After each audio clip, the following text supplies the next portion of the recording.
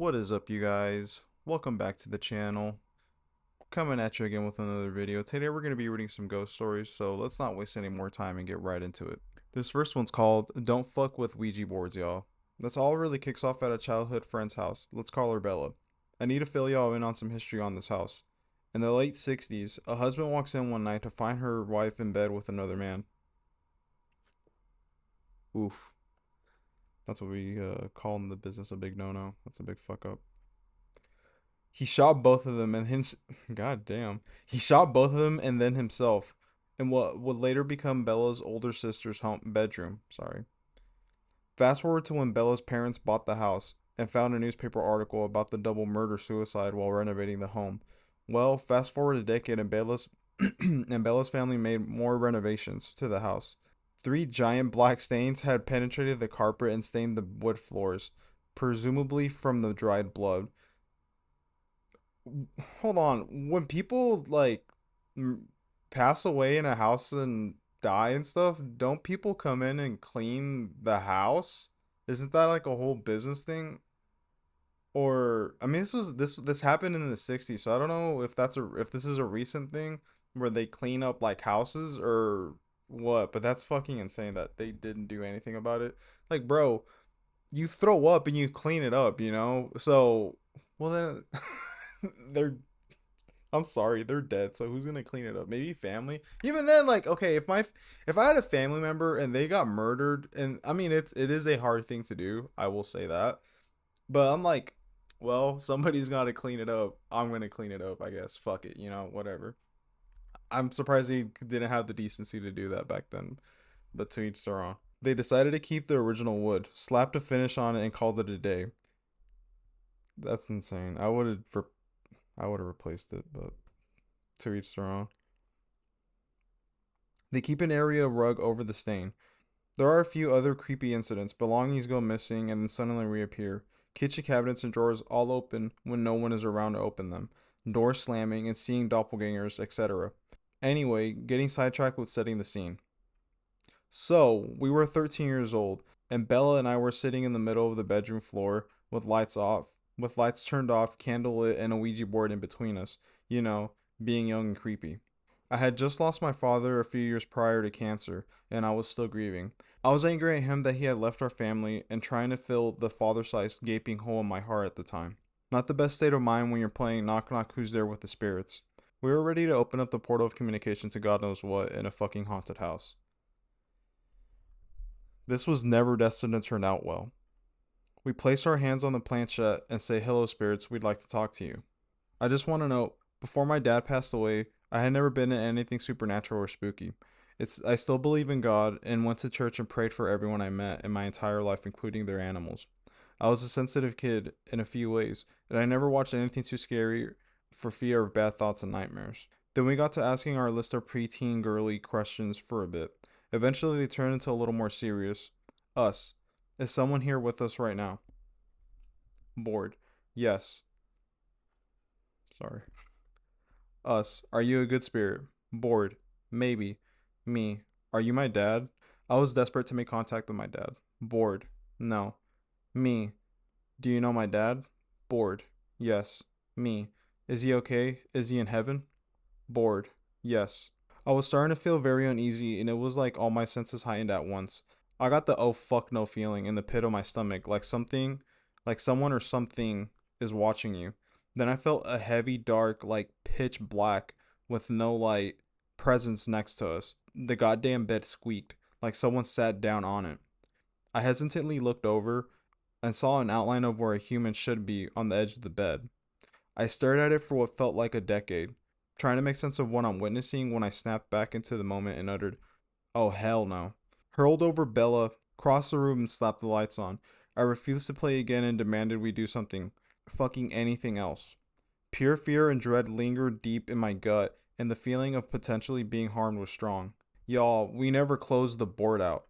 That's often an error. I've never played with the Ouija board, and I never fucking will because that shit is scary.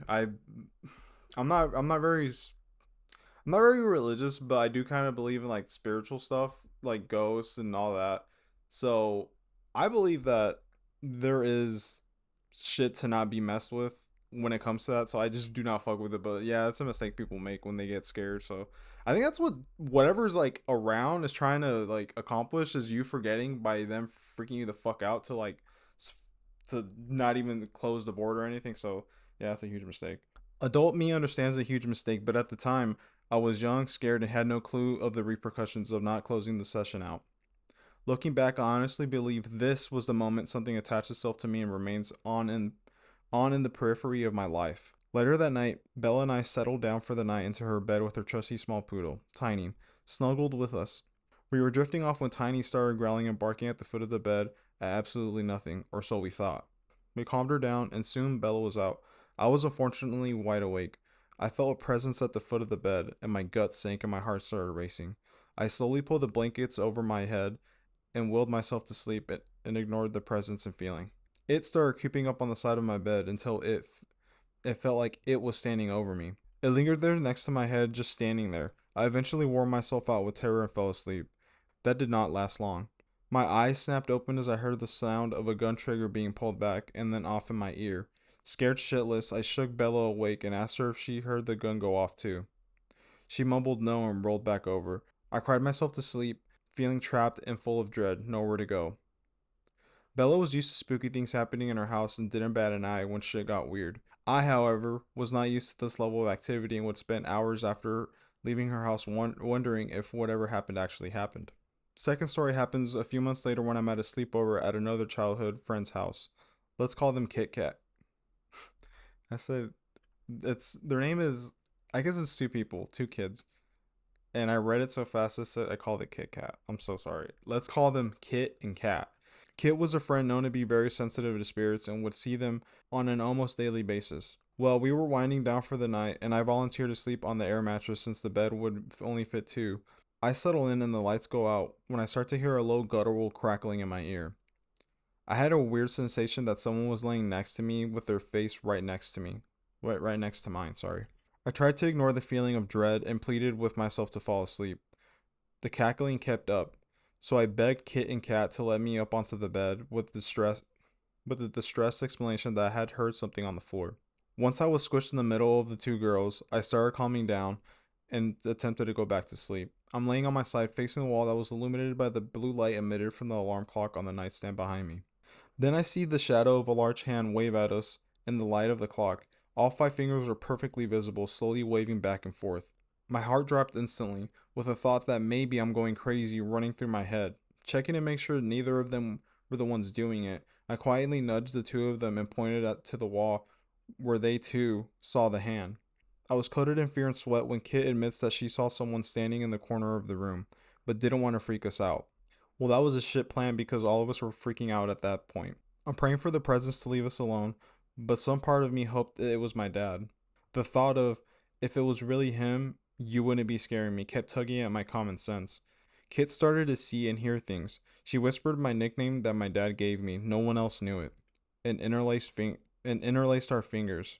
Kit has very dainty hands and almost no upper body strength. She started to squeeze my fingers, causing my heart to race, and a knot formed in my stomach. Her hands felt like my father's large, rough, and strong hands. I started to cry.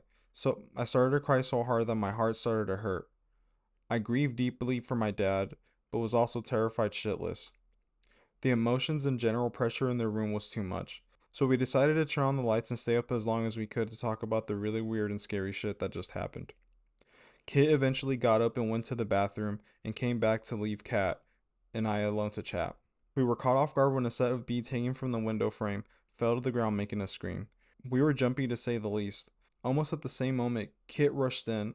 I really wish they used a different name because, like, I think I have dyslexia. I don't fucking know if I do. I keep saying Kit or Cat, and it's throwing me off. I'm so sorry. They could have just named them anything else. If they were twins and they both started with a K, just use like two fucking different names. I'm sorry. It's a small complaint I'm having reading this. It's a pain in the fucking ass. Kit rushed in with something even more spooky to report. When she saw herself in the mirror, her face didn't look like her own. It was as if all her facial features had sunken in and she looked sick, like she had cancer. Then she watched as a large orange orb. Try saying that fast. Holy shit. Then she watched as a large orange orb flew out from her head and her face faded back to her own. After hearing that, Kit and Kat went back to sleep while I watched the sun come up. I told my mom the next day what happened. She immediately asked if I had used a Ouija board. I confessed to using it at Bella's house a while back. She scolded me and begged me to never use it again, and said they're dangerous and can leave doors to the spirit world open and make it easy for something unsavory to follow me. She explained that the spirit we had experienced during the sleepover with Kit and Kat was a bad spirit mimicking my father, and that is why I felt often scared. After that, I had some pretty horrible night terrors, more stories for another time, and became terrified of my bedroom. It got so bad that I couldn't look in the mirror for fear someone would be behind me or be in my room at all for that matter. On the daily, I was riddled with anxiety for the time of night when I'd fall asleep again. I slept with my mom until I was about 16, however, she never minded it. After a while, my mom helped me get back into my normal existence. She cleansed my room with anointed oil and gave it a total makeover. It worked and I was able to sleep in my bedroom again. However, we hung up curtains to block off my built in vanity to cover the mirror unless I needed it. I had very few night terrors after that, and my anxiety lessened to a normal teenage amount. Years have now passed, and I'm in my 30s. Throughout the years, I have many more creepy encounters, and would love to tell them another time. If y'all would like to hear more, don't fuck with Ouija boards. Well, that's how it ends. Well, that's pretty fucking scary. I mean, you never know what you're fucking talking to. I don't ever recommend using a Ouija board because you really don't know what's on the other side. Like, even if you're desperate to talk to like a dead family member, it sucks. They're gone and you can't ever talk to them again. But just for the sake of you and your loved ones, just don't use a Ouija board. But yeah, that was a pretty good story. So let's move on to the next one. This next one's called "I Spent One Night Inside an Old Prison." I wasn't planning on sharing this because honestly, I don't know how believable it sounds. This happened a few years ago when I was in college. A couple of friends and I were really into exploring abandoned places. We'd been to old factories, schools, and empty houses before. Nothing interesting ever happened. This story is the only reason I stopped doing it. The place was an old prison about an hour outside of my city. It had been closed for years, and everyone around the area seemed to have a story about it. Some people said that they heard voices at night. Others said it was just teenagers making things up. We really didn't care either way, we just wanted to go look around. There were three of us. We parked a little ways down the road and walked the rest of the way because we didn't want anyone to see the car. By the time we got inside, it was already dark. The building looked exactly how you'd imagine an abandoned prison would look. Rusted bars, broken windows, peeling paint, and the smell that reminded me of damp concrete. The fuck? Every sound echoed. Even talking quietly felt loud. For the first hour, nothing happened. We walked through a few cell blocks, took some pictures, and joked around. One of my friends kept pretending someone was standing behind us whenever we stopped. Looking back, I wish we'd just left them. Around midnight, we decided to sit down in one of the old guards' rooms to eat snacks that we'd brought with us. We were talking when we heard a metal door slam somewhere in the building. It wasn't close, but it was loud enough that all three of us heard it. We stopped talking immediately. Nobody said anything for a few seconds. One of my friends finally stood up and said he'd go check, thinking maybe another group had come into the prison. I don't know about that, man. I would not. Like, either no one's going or we're all fucking going. I would not fucking go, like, exploring the prison by myself after we heard some shit like this, a fucking door just slammed. Fuck all that. I am not doing that by myself. The three of us walked towards the sound together. We checked the hallway. Nothing. Every cell we looked into was empty. There wasn't another flashlight anywhere in the building except ours. We came back to the guard room, and that's when I noticed something that still bothers me. One of the plastic water bottles we left on the floor had rolled several feet away. I know people are going to say the floor isn't level. Maybe it wasn't, but none of us saw it move. It was just somewhere else. At that point, nobody was joking anymore. Around 2 a.m., we were getting ready to leave.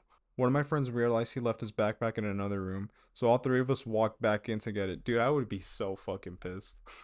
If we're all leaving like, oh, dude, I forgot my backpack. What the fuck do you mean you forgot your backpack in the fucking abandoned prison at 2 in the morning? You got, dude, I'd start throwing hands. I'm not gonna lie. As we reached the hallway, we heard footsteps. Slow footsteps. Not running, just someone walking.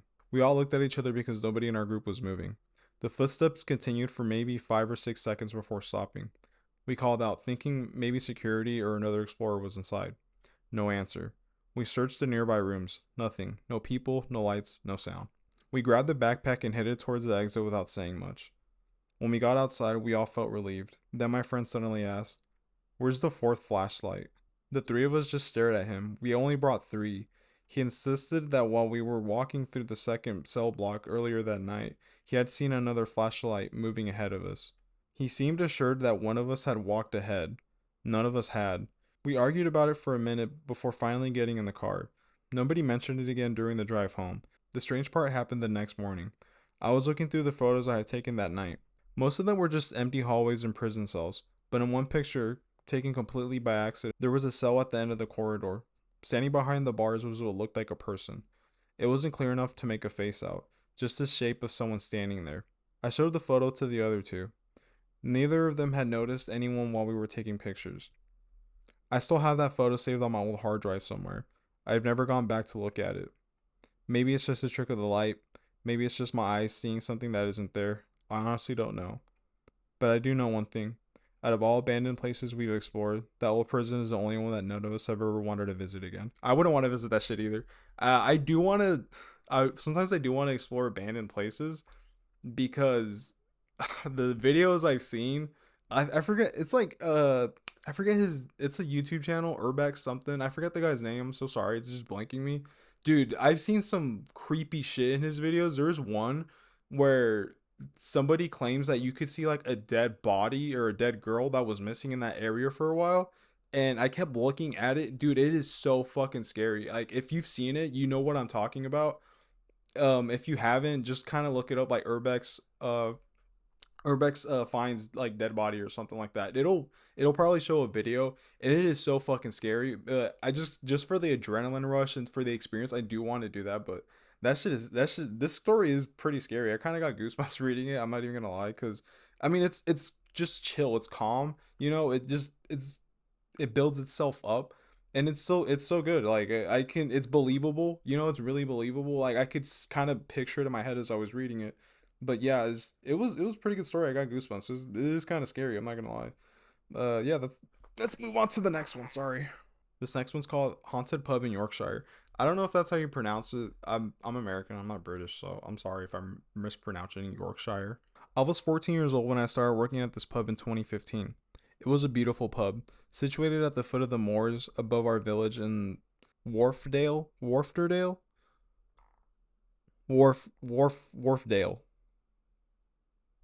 I'm going with Wharfdale. I'm so sorry. I used to get teased by the chefs about it being haunted.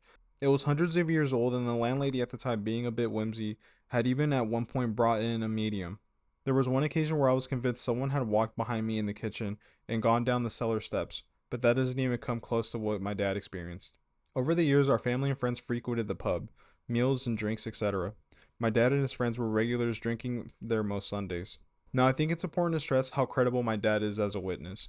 He was never the sort to believe in ghosts. He's a Yorkshire man, not religious, ex military, did 20 years as a traffic cop. Basically, he doesn't have time for nonsense. So when this man comes home and he tells you he's seen a ghost, you are completely lost for words. So here's what happened. One Sunday, my dad and his friends were at the pub. The usual. Walk the dogs and have a few pints after close, when suddenly the dogs went mental. They were barking at glass doors in the bar, which led to the back of the pub when my dad looked and saw a figure. The figure he saw rushed across the corridor as though it had came from the other side of the door and gone upstairs. My dad's first thought, being a policeman, was someone was trying to rob the place. Slipped in unnoticed. My dad immediately went to search the back rooms. Back rooms? Have you seen it yet? Came Pixels, 20 years old, made it. I'm just kidding. My dad immediately went to search the back rooms. Upstairs, the cellar, nothing. The external doors were locked. There was nobody there. He returned utterly confused, and the landlady said, "Oh, it'll be the ghost." The pub changed ownership a few years later. It's still a beautiful place overlooking the Wharfdale Valley. My dad lives in America now and stays there when he comes back. He's never experienced anything else. I mean, I often do believe more of the stories of guys that are very stone faced and are no nonsense, because what reason do they have to lie, you know? They've never seen shit like that before. They've never told stories like that. So because like there's people that kind of talk about it too much, it's like how much can I really believe, you know? So for a guy like that to just be no nonsense, stone faced, I mean I don't think he drank that much. I mean, but like I've been drunk before, and it's like you don't see shit like that, you know? Your vision's blurred, you're impaired, whatever, yada yada. but you don't see like fucking shadow figures and shit just going across the room and behind windows and shit. So I'm pretty sure he did see something, especially if it's 100 years old. Like somebody could have died there like 200 years ago, 50 fucking years ago. You know, there was gangs and shit. People could have gotten executed in some fucking bathroom or some shit. You never know. So that he probably did see something, honestly. So let's move on to the next one. This next one's called I Swear I Was Haunted as a Child. I haven't really told many people about this, and when I have, I feel like either people think I was just a kid with an overactive imagination or think I was crazy, but I swear this all happened. I grew up in a little Terrace house in England with my mom and three siblings. Most of my life in that house, there was something that I can't explain, which used to terrorize me. Things seemed to start small and got worse over the years, spanning over 4 years. It started at nighttime when I was about 8 years old as I tried to sleep. The door would move a bit. I used to keep the door slightly open for a bit for light. I'd hear a deep outward breathing, almost like a prolonged sigh kind of sound. It would move from the bedroom door until I could hear it pretty much standing right next to me. Oh, that's. When I read that, as I was reading it, I could picture it. It's like not a sudden thing that happens. It's just gradual. That has to fucking suck. Because imagine you're laying in bed, you hear a fucking sound, and it's like saying, it's like a sigh, like or some shit like that. I'm imagining. Imagine just hearing that from your fucking door all the way to where you're laying down. Ah, dude, I can't. I That's fucking scary. Fuck all that. This happened for years, not every day, but I'd say for most nights from what I can remember. I was terrified of it, and it was constantly waking up the house with my screaming. Damn, that's I would do the same shit. I'm sorry. Fuck everyone else's sleep. If there's some weird shit breathing in my room, I'd be screaming too. That is scary as fuck. Cause I'm sorry, I can't get over it. I've never heard anything like that. Sorry, to where it's just like a weird breathing. You hear about shit getting knocked over, knocks, footsteps, but breathing, maybe like whispers and shit, but breathing from the door to your bed is fucking, that's something else, dude. That is scary as shit. Whatever it was progressed at some point and started to say my name in exactly the same outward breathing type sound. Again, very similar to the long sigh, just now saying my name with the sigh sound. What the fuck? I also started getting scratches all over my body. I remember other kids and PE teachers questioning it when I was getting changed. At the time, I put it down to the heat rashes and scratching in the night, but now I'm not too sure that was the case. There was once a really bad instance at around 11 years old where I felt I was briefly possessed by this thing. I just got a new PC game, non-violent, which only worked on our older computer setup in the dining room, away from my family who used to congregate in the living room. I started to play it, and about 20 minutes in, I hear my name called out in the same breath like voice right behind me. I quickly turn and briefly see a shadow seemingly sat down on the sofa. Within a second or two, it rushes me and everything goes black. When I wake up, I'm stood in the doorway in the living room, my hands covering my eyes and tears streaming down my face. I move my hands and my family are in front of me concerned. I asked what happened, and they tell me I'd ran into the room covering my face repeatedly screaming, I've been shot. I have absolutely no memory of doing this. As far as I know, it was like I had no control for like 1 minute. There were many weird things which happened during this time, but it all went away around 12 or 13 years old. I started sleeping with my head hanging out of the windowsill. I started sleeping with my head hanging out of the windowsill. That's fucking crazy. Drowning out any noise from my bedroom with the sound of traffic. I feel like it went away because it was no longer feeding off my energy, but I don't know. Since then, I've never really had anything happen, no noises, seeing things, etc. Maybe sometimes I get a weird energy vibe which makes my hair stand up on end when I walk into a room, but that's about it. Has anybody else had a similar experience when they grew up? Did it carry on into your adulthood? Part of me thinks maybe it was just some weird stuff going on with my brain as a child, but I swear my memories of all of it are so clear. Thanks for reading. Yeah, that was I'm sorry, I can't get over the breathing thing from the door to the bed. And then it got so bad he was hanging his head out of the fucking window to not hear it at night. That's scary as fuck. I'm sure he said it, he said that he yelled out I've been shot. That's really odd. Maybe somebody had died in the house and that was like their if I'm remembering it right, agonal breathing. It's when you're about to die and your brain's trying to breathe and all sorts of crazy stuff. Usually, when you hear that, it's like they're dying. There's no coming back from it. Maybe it was that. I'm not sure because he said it was. Wait, maybe the wrong story, but yeah, it was another story. I'm so sorry. But the breathing, it might explain that. But as to why I was targeting just that kid is pretty fucked up, and I'm glad that he got over it and stuff. That's scary as shit. Well, guys, that's the end of the video. I hope you enjoyed. I certainly did. Some of these stories are actually kind of scary. It gave me goosebumps and stuff, especially that last one. I really did not like the breathing thing. But if you have any stories of your own, leave them down in the comments below. I'd like to read them and make a video about it soon. Until then, I'll catch you in the next one. See ya.